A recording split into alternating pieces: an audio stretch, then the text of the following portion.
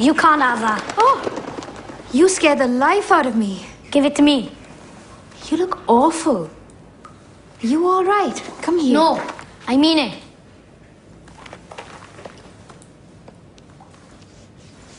Everyone's worried sick about you. You're freezing.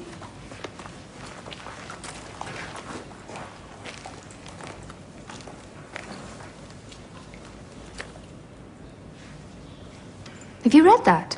You know I can't read something this difficult. You took it, though. So Mr. Sharp can't have it. I hate him. He spoils everything. Come on. Let me take you home. To my house. I wish you was my mum. Dr. Sharma says it might be a while before we get another doctor. Apparently there's a real shortage. I'll be out of a job if we don't get a new one. And what makes you think you'll have a job even if we do get a new doctor? I know that job like the back of my hand, Nan. How long do you think you can carry on working with that? What? Were you ever going to tell me? Or did you think I wouldn't notice? I wasn't born yesterday, Gina. Have you thought what you're going to do when this baby comes? How you're going to get by? Where you're going to live? Are you going to kick me out? Can you think of any reason why I shouldn't?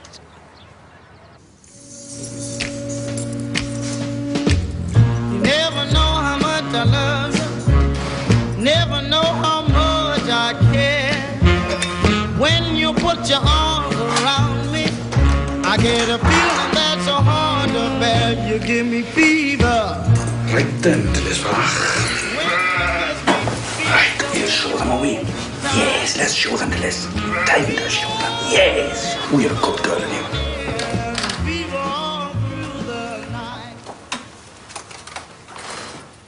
you? Go up, I'll be there in a minute.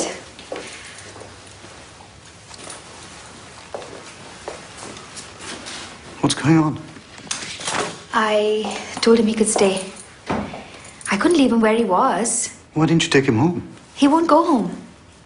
We're not his parents. So? And we're leaving. Not tonight, we're not.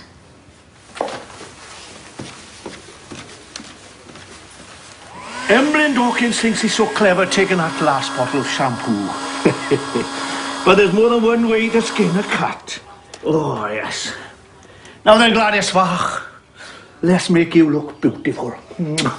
Coloran and sound I o'n ear, a tecach yw, nar lily glow. Well, I'm sorry to hear you're leaving. I'm sure you'll be missed. Perhaps.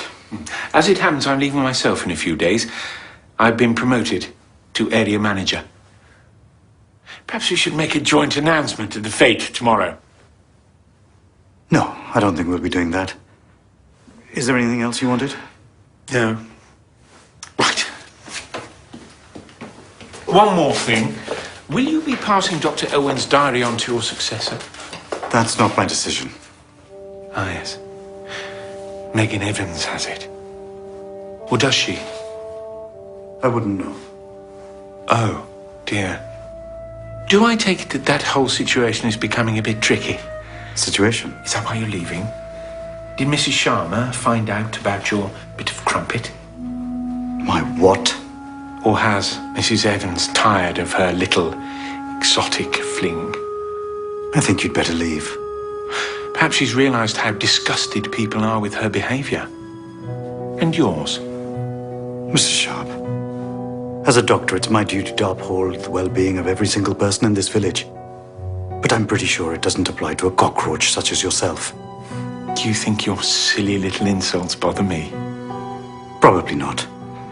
But I wonder if being exposed for theft, perjury, and who knows, manslaughter might wipe that smile from your face. I'd be very careful what you say. Doctor. This is Britain. Our laws require proof. And unless I'm very much mistaken, without that diary you have no proof. And without proof, you have nothing. You are an immoral, corrupt little man, Mr. Sharp. And sooner or later, it will catch up with you. Well, that's a possibility. But I'm afraid you're missing one vital factor. I don't care. Godspeed with your packing.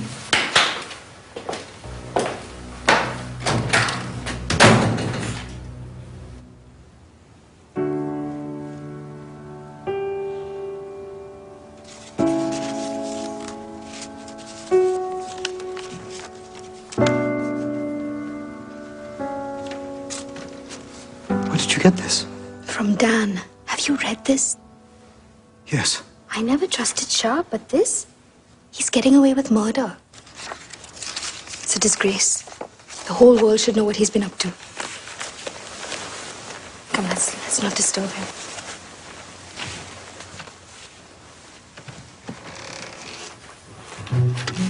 What did you just say? I didn't want to disturb him. He's exhausted. No, about Sharp. He's a disgrace. Everybody should know what he's been doing. Yes. Yes, they should.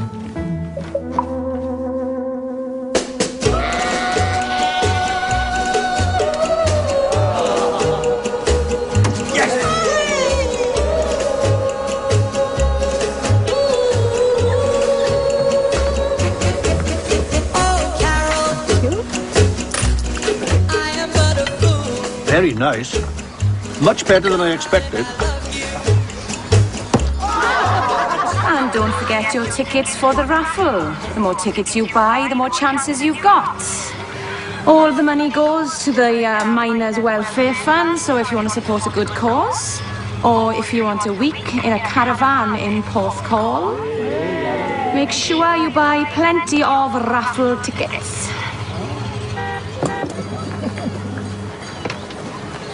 Mr. Sharp, I'd rather that you... Don't fuss, Mrs. Evans. It's fine where it is. Let's just move it round to the side. Marvellous job you've done organising this.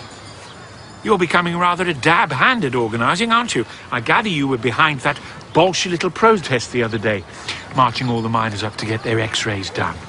Very clever. I'm glad you think so. It won't make any difference, though, unless you can prove that someone is responsible. Can you do that? Because if you can't, you may as well not bother. Well, once we've had the x-ray results back, they're sent on to the coal board, then we'll... What? What do you think the coal board are going to do? Breathing difficulties are an occupational hazard for coal miners. I'll be sure to tell that to my dead husband.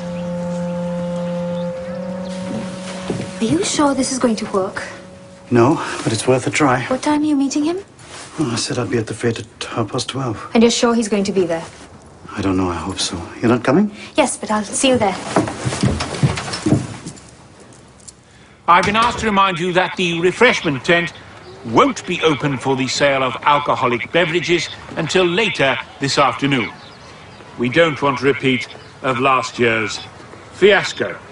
Why not? Best fun I had all year. Not everyone shares your enthusiasm for a punch-up room. I do. As I expect some of you will know by now, Dr. Sharma and his lovely wife have decided to return home to their native land.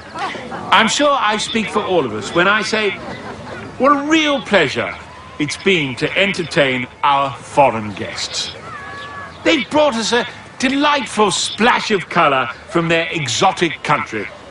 And we hope that we, in turn, have given them an instructive glimpse of the British way of life.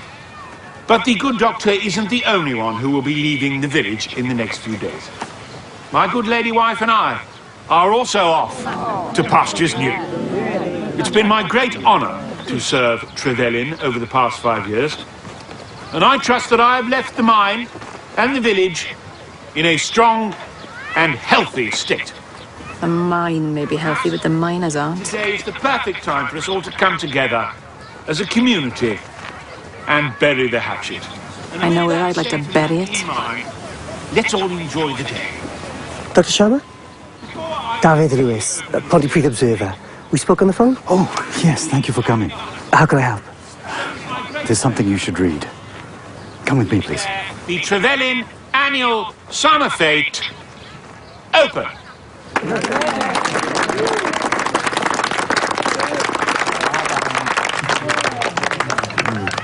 Where do you learn to cook, Liz? I just picked it up. It's not that hard, really. Basically, it's just a cowl. You can get everything you need for this in my shop, apart from 1 or 2 swanky spices, but you don't really need them. It's much the same with or without. Pop in the shop sometime, I'll give you the recipe. Shwmai, Kerry? Hello, Bach. Shwmai. Oh. Megan's doing a fabulous job organising this fete. Shame she can't organise that useless stepson of hers. Tommy's all right. I heard he's going to sing for us later. About the only thing he's good for.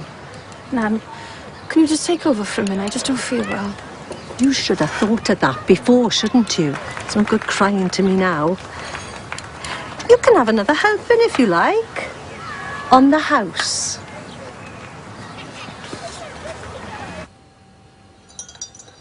Where did you get this? The previous doctor hid it in the surgery before he died. These are his notes? No, a friend translated it for me. This is damning stuff. If even half of this is true, then Mr. Sharp has a lot of explaining to do. Then you have to publish it. Well, it's not that simple. I need more than just this. On its own, it's worthless. Worthless? Yes. Unless there are men willing to come forward and confirm what it says in here, then it's just hearsay. If it's even true at all. But why would these men lie? People lie for all kinds of reasons, Mrs. Sharma. That's the first thing you learn in my business. Most of the time, they don't even know they're doing it. You could find them, interview them. I could try, but there's no guarantee they'd speak to me. It might not be worth all the time and effort. You can't let Sharp get away with this. You overestimate me, Dr. Sharma. The Observer's just a small paper. And it may not be just Sharp. And if it isn't just him... Look, these are powerful men with friends in high places. You're frightened. Yes, I am. And you should be too. They could make life very unpleasant for you. Unless you can prove what's in this diary.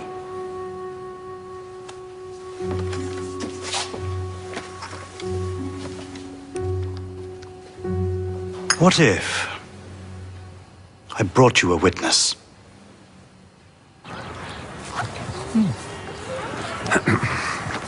Griffith, what do you want? I need more time. You haven't got more time. Either I get that diary today, or I let everyone know that you're a thief. Don't do this to me. Stop snivelling, Griffith, and get on with it.